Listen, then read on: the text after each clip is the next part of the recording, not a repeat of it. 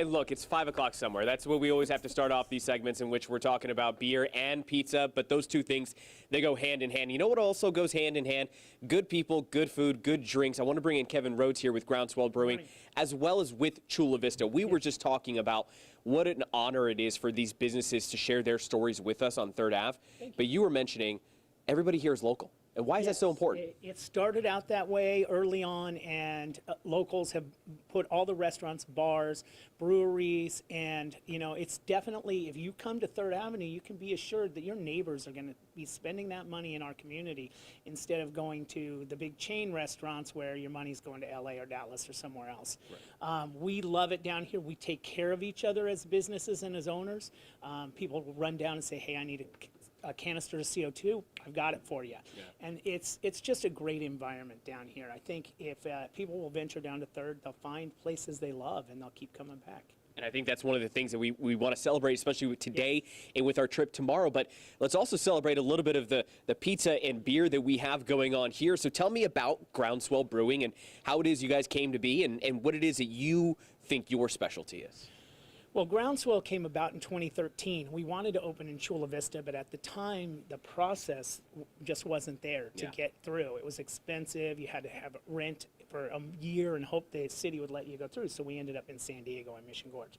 Then as the city understood what breweries bring to a neighborhood, we decided we would come here in Chula Vista because we're longtime residents. My wife and I have been here 23 years, and we're one of the short timers of the people down the street. Right. And so we found our niche in beer, but we've recently found the niche because of COVID. We needed a kitchen. We built a kitchen and we started doing pizza. We do it from scratch. We give the dough 3 days to rise, and people have come here because now we have a beer and wine license, so you can get a glass of wine, you can have other people's beer, you can do a lot of things you couldn't do in a brewery. Yeah. And so it's just kind of blowing up from there. And I gotta say, the pizza that you have going on right now, it almost looks like either side here, you've got the veggies featured on one side and you've got the meat, so you're catering to everybody. Absolutely, and we'll do a half and half pizza if you want to come in. This is our calabacitas, so it's zucchini and ricotta and cheese.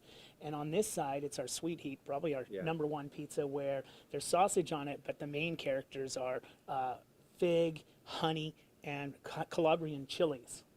We also sell pizza by the slice, so that's why we have these out here. Perfect. We do to go. You can call us in and come get it, or get a third-party vendor to send it to you. Real quick before we go, folks want to come out. They've just seen this. What days are you open? What are your hours most times? 7 days a week, 11:30 in the morning till 12 o'clock at night. Kitchen closes at 11. Awesome. Kevin, appreciate it. I'm going to come over here. I'm going to grab a slice. And what did you say this was again? Calabacitas. Calabacitas. Okay, guys. So we got zucchini and we got ricotta. That's the one. That's the slice that I was going to pick. The honey and fig. Yeah, you're picking it for me. So grab that puppy. A little fold action there. It took 3 Keep all the days ingredients for on that it. dough to rise. He said. So next level. I don't want you guys to see me chewing anymore. Oh yeah, no. Hey, we've seen you chewing plenty on this show, You've been eating pal. all day. We're used to it. Now, I wonder if there's anything around you to wash that down with when you're out there during your reporting segments. Yeah, not too far away. I see it right by the elbow. there.